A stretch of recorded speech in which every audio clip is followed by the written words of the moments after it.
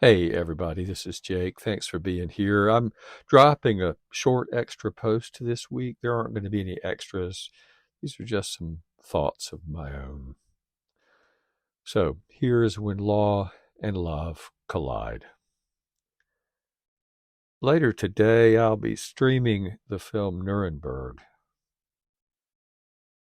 Up until now, I've been reluctant to see it. My hesitation came in part from being the child of a Holocaust survivor. The movie will almost certainly stir all too raw emotions about my then teenaged mother being tortured and starved in Mauthausen. Current events have pressed me beyond that initial reluctance. Masked, armed federal forces have descended upon Minnesota. 2 American citizens have died at their hands. So I feel compelled to watch a film about the Nuremberg Trials for the same reason I decided to see the earlier film Conspiracy about the Wannsee meeting.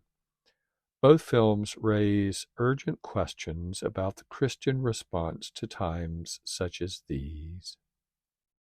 There's much to talk about here, but I'm going to narrow our scope to the implications of the infamous phrase repeated again and again by the defendants in Nuremberg. I was only following orders. Several podcasters have been pressing their interviewees about the legal right and imperative for soldiers to refuse to follow an illegal order. But there's actually a deeper point to consider.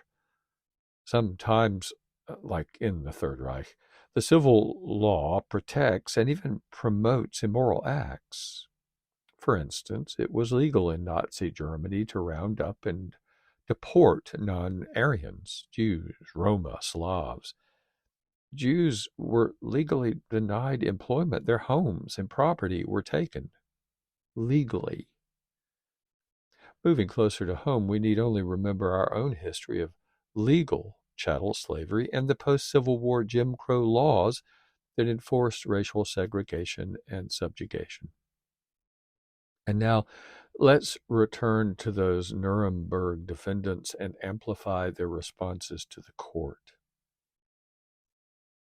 Our commanders gave us constitutionally legal orders. Our obedience was required by law. This justifies our actions. In previous essays, I've drawn on Augustine and Niebuhr to discuss the inevitable tension Christians feel. We are citizens of the city of God, dwelling as resident aliens in the city of man. Our calling is to work for the common good for our earthly community. However, there will be times in which the demands of the state, even and especially the legal demands of the state, violate the moral teachings of our Lord. I have used the term Lord here advisedly. That is because we do not ultimately bow the knee to any earthly authority, to any Caesar. We submit finally only to Jesus. Each of our individual actions, every law and every system of earthly justice, stands under the judgment of the law of love issued by Jesus. That is the source and the measure of true justice. Jesus once said, "Give to Caesar the things that are Caesar's, and to God the things that are God's." Absolute loyalty and obedience belong to Christ and to Christ alone. The Golden Rule is his practical guide for living out the law of love.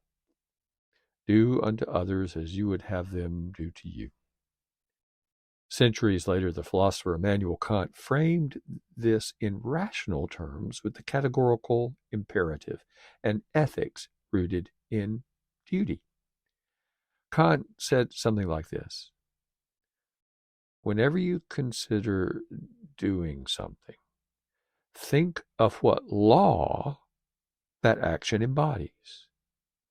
If you couldn't wish that everybody would follow that law and act like this, then don't do it.